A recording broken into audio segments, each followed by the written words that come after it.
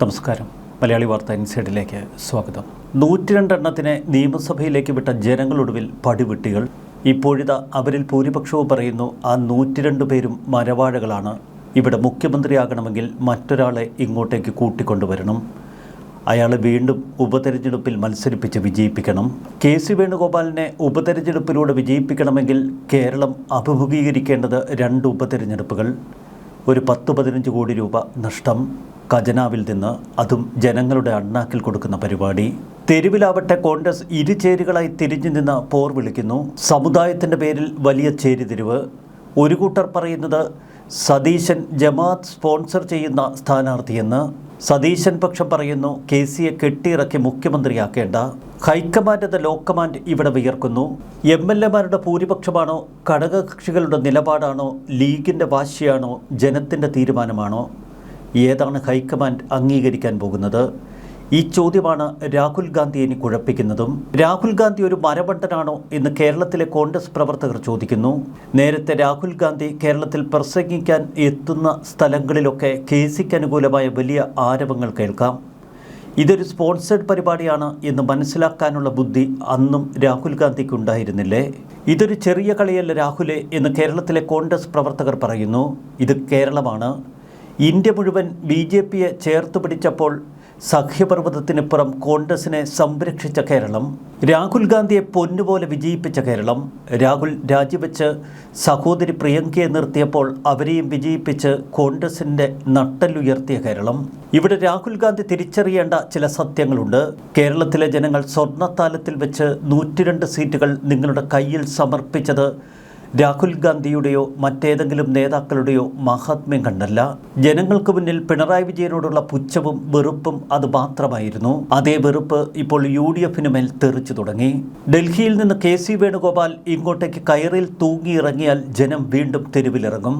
ഇവിടെ കെ.സി. വേണുഗോപാൽ മാത്രമല്ല, വി.ഡി. സതീശനും സംയമനം പാലിക്കണം. ഇക്കഴിഞ്ഞ ഏപ്രിൽ 9 വോട്ടെടുപ്പ് കഴിഞ്ഞതിന് തൊട്ടു പിന്നാലെ വി.ഡി. സതീശനും കെ.സി. വേണുഗോപാലുമൊക്കെ സോഷ്യൽ എഞ്ചിനീയറിംഗ് തുടങ്ങി വച്ചിരുന്നു.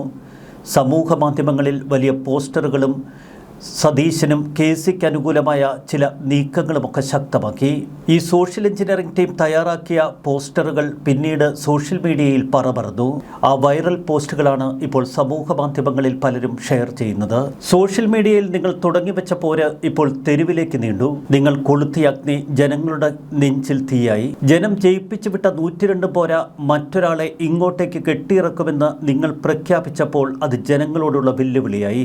ഇപ്പോൾ പിണറായിയെ തോൽപ്പിച്ച് തെരുവിൽ ആഹ്ലാദ നൃത്തം ചവിട്ടി നിന്ന ജനം കോൺഗ്രസിന് മേൽ കല്ലുകൾ വലിച്ചെറിയുന്നു. ഡാഷ് മക്കളെ അടങ്ങ് എന്നവർ ആക്രോശിക്കുന്നു. ജയിച്ചത് നിങ്ങളല്ല, ജയിപ്പിച്ചതും നിങ്ങളല്ല, ജയിപ്പിച്ചതുമൊക്കെ ജനങ്ങളാണ്. ആ ജനങ്ങളെ നിങ്ങൾ കൊഞ്ഞനം കുത്തരുത്. ആ ജനത്തിന് നേരെ നിങ്ങൾ കൊഞ്ഞനം കുത്തുമ്പോൾ അതേ ജനം നിങ്ങളെ കൂകിയോടിക്കും. കടക്ക് പുറത്ത് എന്ന് ജനത്തിന് പറയാൻ അധിക സമയം വേണ്ട. നിങ്ങൾ ജയിച്ചത് പിണറായി വിജയൻ എന്ന ഒറ്റ വികാരത്തിലാണ്. അതുകൊണ്ട് തന്നെ നിങ്ങൾ ഒരുപക്ഷെ പിണറായി വിജയനെ മുഖ്യമന്ത്രിയായി ഇനി വാഴിച്ചാലും അതിൽ അതിശയോക്തിയില്ല എന്ന് സോഷ്യൽ മീഡിയ പരിഹസിക്കുന്നു. വി.ഡി. സതീശൻ്റെ ഫോർമുല അംഗീകരിക്കുകയാണെങ്കിൽ ഏതു വികാരത്തിലാണ് ജനം വോട്ട് ചെയ്തത് അതേ വികാരം തന്നെ ജയിക്കട്ടെ. അങ്ങനെയെങ്കിൽ പിണറായി വിജയനോടുള്ള വെറുപ്പ് കൊണ്ടാണ് നിങ്ങൾ വിജയിച്ചത് എന്ന് മറക്കരുത്. നടൻ സിദ്ദിഖടക്കമുള്ള പലരും കളത്തിലിറങ്ങി സതീശന് വേണ്ടി വാദമുഖമുയർത്തുന്നു. മറുവശത്ത് കെ.സിക്ക് വേണ്ടി വലിയ തോതിൽ ചാവേറുകൾ ഇറങ്ങി. മാത്യു കുഴൽനാടൻ്റെ നേതൃത്വത്തിൽ ശക്തമായ ചരടുവലികളാണ് എം.എൽ.എമാരുടെ ഭാഗത്തു നിന്ന് നമ്മൾ കാണുന്നത്. കെ. സുധാകരൻ തൻ്റെ ഉള്ള വില കൂടി കളഞ്ഞു കുളിച്ചു. മാത്യു കുഴൽനാടനെ ഒരിക്കൽ ജനം നെഞ്ചേറ്റിയിരുന്നു. എന്നാൽ ഇപ്പോൾ മാത്യു കുഴൽനാടൻ്റെ തനിനിറം തിരിച്ചറിഞ്ഞതോടെ അതും ജനത്തിന് വെറുപ്പായി തുടങ്ങി.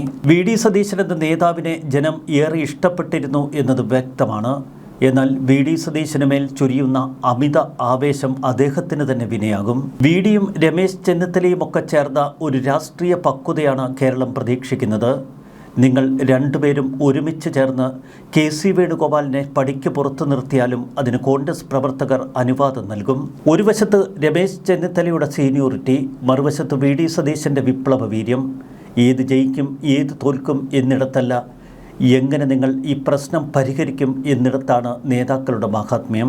മുഖ്യമന്ത്രിയായി വി.ഡി. സതീശൻ വരണമെന്നത് ഒരു ജനവികാരമായിരിക്കാം. എന്നാൽ പലപ്പോഴും ജനവികാരത്തിനപ്പുറം പക്വതയോടെ പല തീരുമാനങ്ങളും നിങ്ങൾ കൈക്കൊള്ളണം.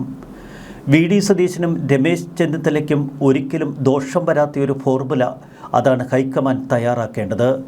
വി.ഡിയെ മന്ത്രിസഭയ്ക്ക് പുറത്തു നിർത്തി ആരും മുഖ്യമന്ത്രിയായാലും ആ മന്ത്രിസഭ കേരളത്തിൽ വാഴില്ല. വി.ഡിയെ മന്ത്രിസഭയ്ക്ക് പുറത്തു നിർത്തി ഇവിടെ ഒരു ഉപതെരഞ്ഞെടുപ്പിന് വട്ടം കൂട്ടിയാൽ കെ.സി. വേണുഗോപാലിനെ കോൺഗ്രസ് പ്രവർത്തകർ തോൽപ്പിച്ച് ഡൽഹിക്കോടിക്കും എന്നത് പച്ചയായ പരമാർത്ഥം. മുഖ്യമന്ത്രി മാത്രമല്ല, ഉപമുഖ്യമന്ത്രി സ്ഥാനവും ധനകാര്യമന്ത്രി സ്ഥാനവും ആഭ്യന്തരമന്ത്രി സ്ഥാനവുമൊക്കെ ഇവിടെ ഭദ്രമാണ്. അതുകൊണ്ട് തന്നെ നേതാക്കൾക്കിടയിൽ കൃത്യതയോടെ ഒരു ഫോർമുല തയ്യാറാക്കപ്പെടണം. സോഷ്യൽ മീഡിയയിലൂടെ കെട്ടിപ്പൊക്കിയ ഇമേജുകൾ പലപ്പോഴും തകർന്നടിഞ്ഞു വീഴുന്നത് നമ്മൾ കാണാറുണ്ട്. കെ.സി. പക്ഷം ഉയർത്തുന്ന ആരോപണങ്ങൾ ചില്ലറയല്ല. വി.ഡി. സതീശൻ്റെ ക്യാമ്പയിൻ നടത്തുന്നത് ജമാഅത്തും മീഡിയ വണ്ണുമൊക്കെ ചേർന്നാണ് എന്ന ആരോപണം അവർ ശക്തമായി മുന്നോട്ട് വയ്ക്കുന്നു. വോട്ട് ചെയ്ത ജനങ്ങളെ അപമാനിക്കുന്ന തരത്തിലുള്ള ഈ നീക്കങ്ങൾ കോൺഗ്രസ് ഉടനടി അവസാനിപ്പിച്ചേ തീരൂ. സമർത്ഥമായ കരുനീക്കങ്ങളാണ് തുടക്കം മുതൽ കെ.സി. വേണുഗോപാൽ പുറത്തെടുത്തത്. രാഹുൽ ഗാന്ധിയോടുള്ള തൻ്റെ അടുപ്പം, പിന്നെ AICC സംഘടനാ ചുമതലയുള്ള ജനറൽ സെക്രട്ടറി എന്ന സ്വാധീന പോയിന്റ്, ഈ രണ്ട് സ്വാധീനവശങ്ങൾ ഉപയോഗപ്പെടുത്തി കെ.സി. വേണുഗോപാൽ സമർത്ഥമായി കരുക്കൾ നീക്കി. കെ. സുധാകരനെ KPCC അധ്യക്ഷ സ്ഥാനത്ത് നിന്ന് അന്ന് തെറിപ്പിക്കാനുള്ള ചരടുവലികൾ നടത്തിയത് കെ.സി. എന്നാൽ അത് യാഥാർത്ഥ്യമാക്കിയത് വി.ഡി. സതീശൻ എന്ന പ്രതിപക്ഷ നേതാവിലൂടെ. വി.ഡി. സതീശനും KPCC അധ്യക്ഷനും തമ്മിൽ മാനസികമായി അകന്നപ്പോൾ കെ. സുധാകരനെ പടിക്ക് പുറത്തു നിർത്തുക എന്ന അവസാന തീരുമാനത്തിലേക്ക് ഹൈക്കമാൻഡ് എത്തി. കെ. സുധാകരന് പകരം KPCC അധ്യക്ഷനായത് സണ്ണി ജോസഫ്. അപ്പോൾ തന്നെ ഒരു ഫോർമുല കെ.സി. വേണുഗോപാൽ സണ്ണി ജോസഫിനരികിൽ വെച്ചിരുന്നു. സമയമാകുമ്പോൾ തന്നെ KPCC അധ്യക്ഷൻ സഹായിക്കണമെന്ന ഫോർമുല. നിയമസഭാ തെരഞ്ഞെടുപ്പിൽ സ്ഥാനാർത്ഥികളെ നിശ്ചയിക്കുമ്പോൾ കെ.സി. വേണുഗോപാൽ തൻ്റെ താൽപ്പര്യം സംരക്ഷിക്കാനുള്ള കരുനീക്കങ്ങൾ നടത്തി.